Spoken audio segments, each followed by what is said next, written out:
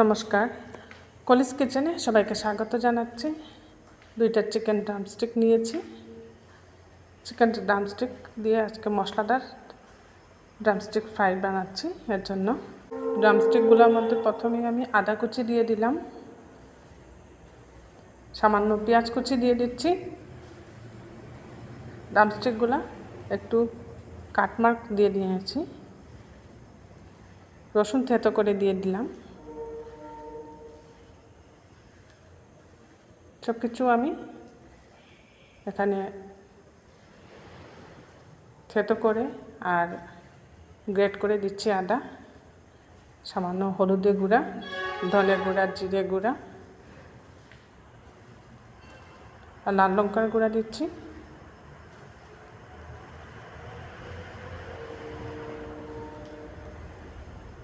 লাল লঙ্কার গুঁড়াটা একটু বেশি দিয়েছি। আর দিচ্ছি এখানে বিরিয়ানি মশলাটা। বিরিয়ানি মশলাটা এখানে ছোটো চামচের 1 চামচ দিয়েছি। এটা দিলে মশলাদার ড্রামস্টিক ফ্রাইটা বেশ ভালো লাগে খেতে।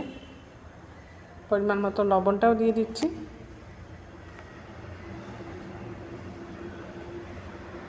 এবার দিয়েছি সামান্য সরষের তেল, আর লাগবে এখানে 2 থেকে 3 চামচের মতো টক দই আর কসুরি মেথি। সামান্য কসুরি মেথিও দিয়ে দিলাম, দিয়ে 2 চামচ থেকে 3 চামচ টক দই দিয়ে দিচ্ছি।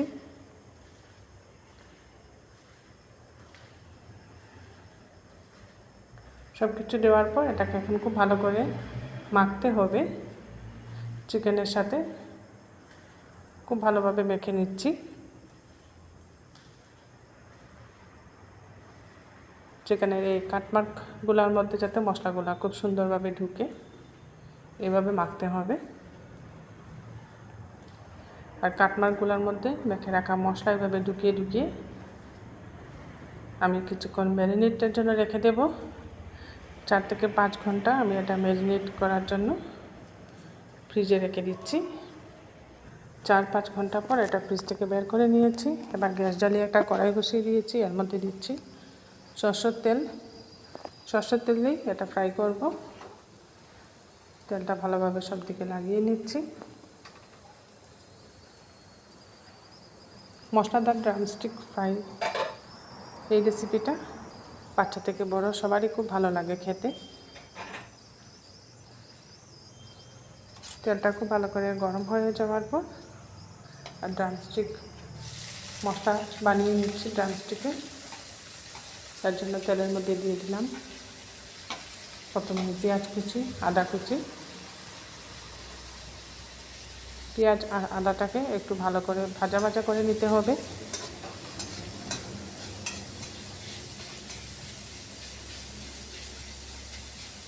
বারবার নাড়িয়ে পেঁয়াজ আর আদাটাকে আমি খুব ভালো করে ভেজে নিচ্ছি।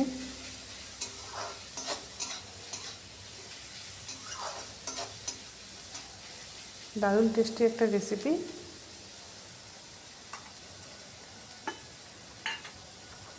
পেঁয়াজ আর আদাটা ভাজা ভাজা করে নেওয়ার পর এখানে সামান্য লবণ দিয়ে দিলাম। লবণ দিয়েও আরও কিছুক্ষণ ভাজছি এটাকে।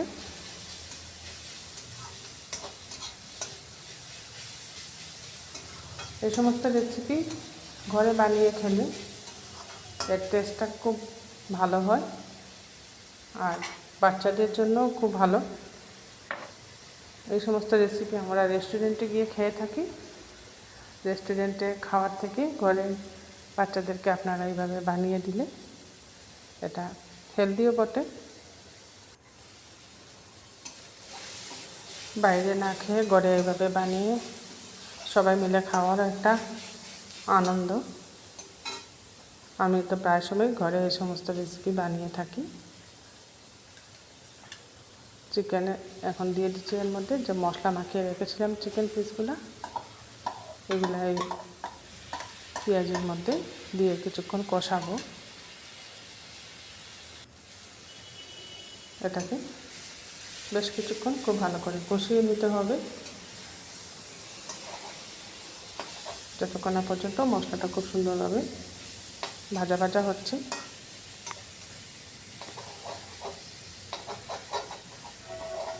তেলটা আর একটু দিতে হবে আমার মনে হচ্ছে, তাই সামান্য সরষের তেল দিয়ে দিচ্ছি।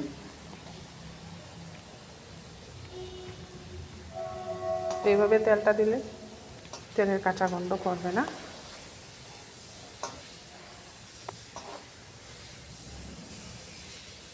উল্টে পাল্টে বারবার নাড়িয়ে একটু কষিয়ে নিচ্ছি এটাকে। কিছুক্ষণ ঢাকা দিয়েও রাখতে হবে, যেহেতু এগুলা ড্রামস্টিক একটু মোটা থাকে, সিদ্ধ হতে একটু সময় লাগবে, তাই কিছুক্ষণ ঢাকা দিয়ে আমি কষাচ্ছি।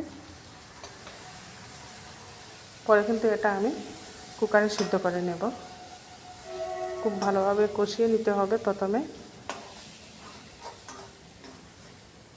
বারবার ঢাকা দিয়ে এভাবে খুব ভালো করে কষিয়ে নিচ্ছি।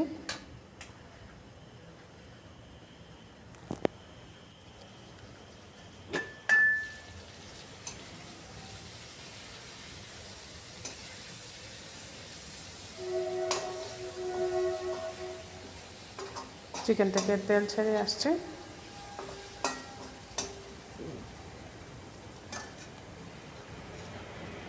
সামান্য জল দিয়ে দিচ্ছি, যে বাটিতে চিকেনটা মেখে রেখেছিলাম বাটি দুবার জল দিয়ে আবার একটু নাড়াচাড়া করে আরও 5 মিনিটের মতো ঢাকা দিয়ে রাখবো।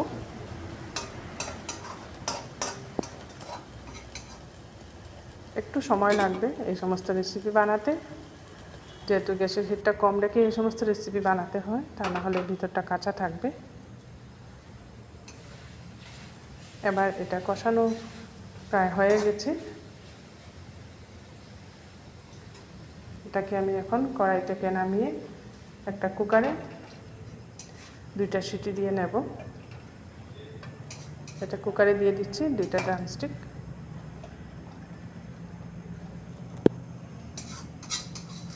আর মশলাটাও সাথে দিয়ে দিচ্ছি।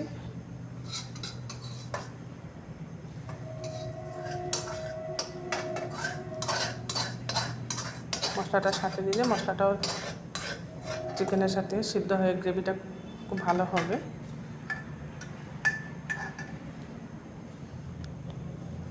এবার কুকারের ঢাকাটা লাগিয়ে 2টা সিটি দিয়ে নিলেই ড্রামস্টিকগুলো সম্পূর্ণরূপে সফট হয়ে যাবে।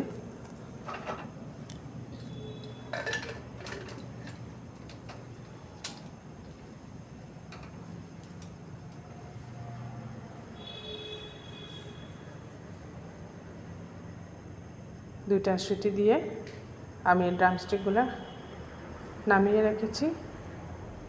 এবার আরও সামান্য রিফাইন্ড অয়েল দিয়ে দিলাম কড়াইয়ের মধ্যে। এই যে ড্রামস্টিকগুলো সিদ্ধ হয়ে গেছে, ড্রামস্টিকগুলো আলাদা করে রেখেছি আর গ্রেভিটা আমি আলাদা করে নিয়েছি। এবার ড্রামস্টিকগুলো একটু বেসনের মধ্যে কোট করে নিচ্ছি। এটা আমি আপনাদেরকে দেখাতে ভুলে গিয়েছি। একটা বাটির মধ্যে বেসন, সরষের তেল, সামান্য লবণ, কাশ্মীরি লাল লঙ্কার গুঁড়া খুব ভালো করে মিশিয়ে রেখেছিলাম। এটার মধ্যে ড্রামস্টিকগুলো কোট করে ধিমে আঁচে ফ্রাই করে নিচ্ছি। বেসনের কোটটা দেওয়ার দরুন খেতে ভালো লাগবে। ড্রামস্টিকের বাইরের অংশটা খুব ক্রাঞ্চি হবে।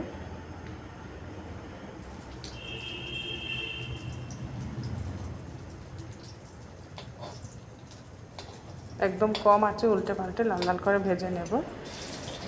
ড্রামস্টিকগুলো যেহেতু সিদ্ধ করা হয়ে গেছে,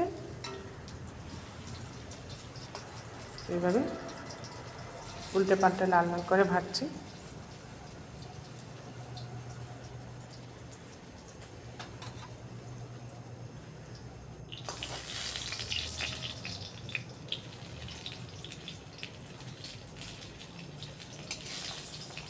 খুব সুন্দরভাবে ভাজা হচ্ছে।